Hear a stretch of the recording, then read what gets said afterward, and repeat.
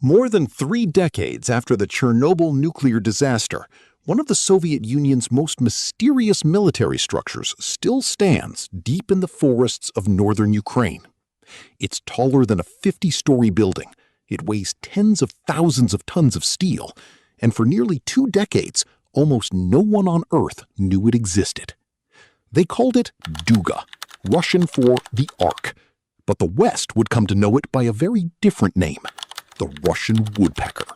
Duga stands roughly 150 meters tall and stretches almost 700 meters long, a colossal steel wall rising out of the mist over the Chernobyl forest. It reportedly cost twice as much to build as the nuclear power plant sitting right beside it. At its peak, more than 1,000 soldiers, scientists, engineers, and their families lived in a secret town built solely to keep it running, complete with schools, a nursery, even a cinema. That town never once appeared on an official map. On Soviet maps, the entire site was marked as nothing more than a children's summer camp. Local kids were told it was just an ordinary radio transmission tower. Along the road leading in, there was even a bus stop decorated with a bear mascot from the 1980 Moscow Olympics, as if there were nothing here worth hiding at all.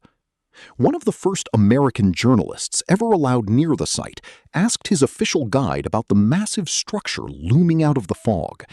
The answer he got back? It's just an unfinished hotel. Duga's real purpose was to give the Soviet Union early warning of intercontinental ballistic missile launches from the United States before they could ever reach Soviet soil.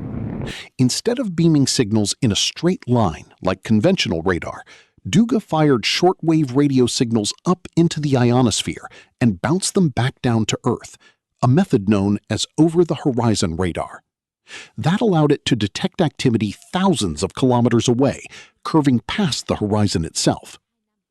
According to a former commander of the facility, Duga could detect a nuclear attack within 2 to 3 minutes of a missile leaving its launch pad.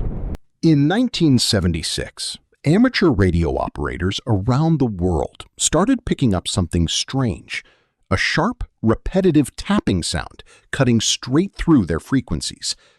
No one knew where it came from. The world nicknamed it the Russian woodpecker. In the paranoid climate of the Cold War, theories exploded almost overnight. Some claimed it was a mind control weapon. Others believed the Soviets were experimenting with weather control. Western media ran wild with speculation about a global-scale psychological operation. The truth, once declassified, turned out to be far simpler and no less unsettling. It was a nuclear missile early warning network. Then, in the early hours of April 26, 1986, reactor number 4 at the Chernobyl nuclear plant, just a few kilometers away, exploded. It remains the worst nuclear disaster in human history, forcing the evacuation of over 350,000 people and creating a 30-kilometer exclusion zone. Duga, though not directly damaged by the blast, was left stranded inside the contaminated zone.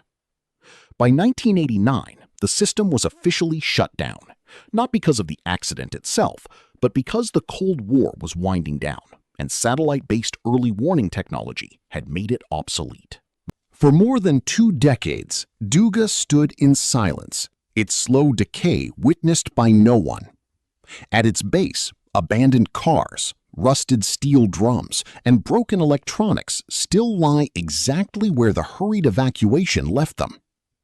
Since 2011, the exclusion zone has opened up to adventurous tourists.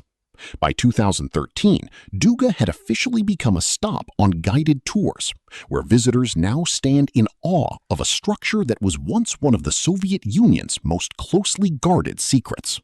More than 30 years after the fall of the Soviet Union, Duga still stands, a massive, rusting steel wall, silent in the forest.